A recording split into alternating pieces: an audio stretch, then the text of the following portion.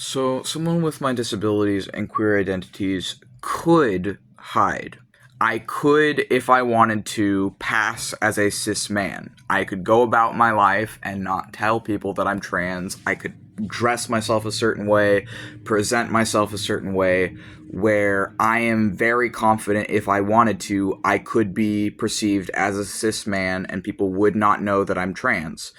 Another thing I could do is try and mask my autism because I am high masking, or I was raised in such a way where I can mask my autism fairly well. And I could try and pretend to be one person as opposed to, or like essentially present myself as a singlet rather than being open about the fact I have DID.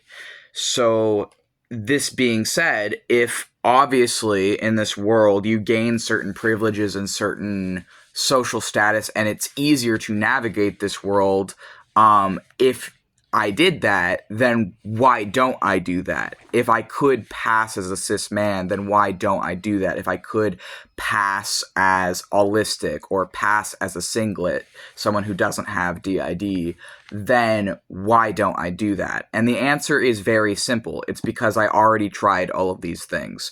I masked my autism for most of my life, and that's exactly why I wasn't diagnosed with autism until 20, is because for every year before 20, I was hyper masked. And part of that is because whenever I would display signs of my natural autism as a small child, I would be physically abused, punished, spanked, and shamed, and I would be shamed for any of my autistic traits as a small child, which taught me to hide, which taught me to, as much as I possibly could, work against my own brain and instincts and hide them. So that's how I learned to mask as a child. And that's how I became a high functioning or high masking autistic person, is because of that abuse. And then the other thing is I did mask my plurality for most of my life. A lot of people may not know this, but when it comes to DID, masking your DID is pretty common. Trying to present in such a way where other people would not know that you have multiple personalities can even be a feature of the disability itself to keep you alive and to keep you protected.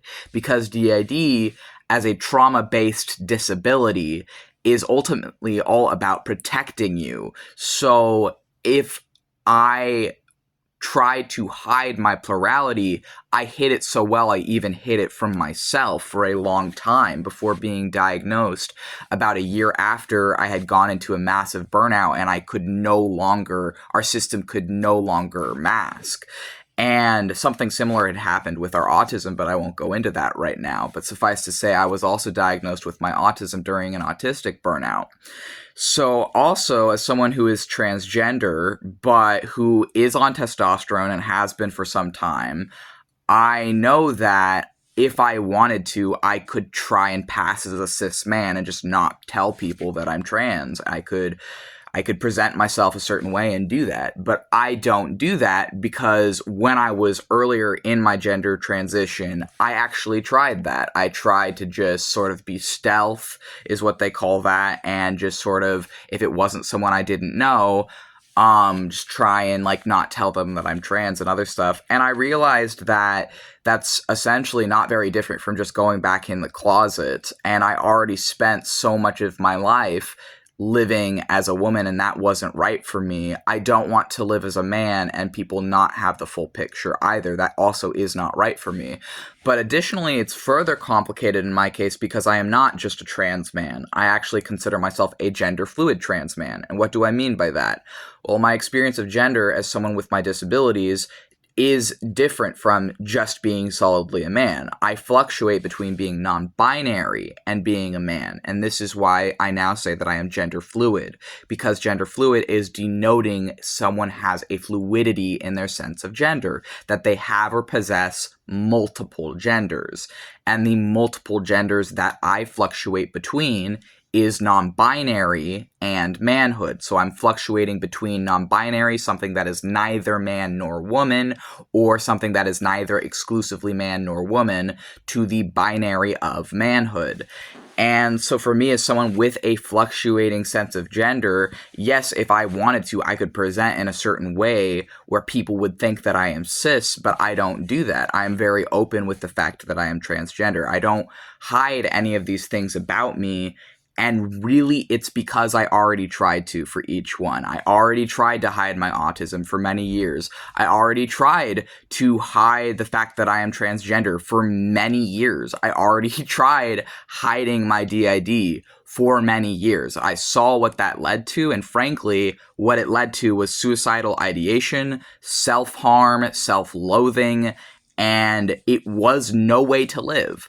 Hiding yourself might be easier for the comfortability of others, but it has a cost. It has a very high cost, and it's a cost I'm not willing to pay, not even in this society where there is escalating fascism, escalating misinformation and hatred towards disabled people and towards LGBT people. I'm not willing to hide who I am, because being open with who I am is a huge part of that battle, is a huge part of showing people that we're not going anywhere, showing people that we are here, we do exist, and we're here to stay. Yes, I could hide who I am, but I already did that, and it was miserable. It was a miserable way to live, and I am not going to hide who I am, regardless of who that makes uncomfortable or who that pisses off or whatever, because frankly, any of these people that are going to have an issue with me for being autistic or for being a DID system or for being transgender really are just displaying that there's something going on with them that they haven't dealt with. It has nothing to do with me. I know who I am. I've accepted who I am. I've taught myself self-love as someone who spent many years not having it because I was hiding. I'm not hiding. I'm going to live as who I am, openly and freely, no matter what, even if it kills me, because I would rather die living as who I am than spend even one day trying to be someone for other people ever again.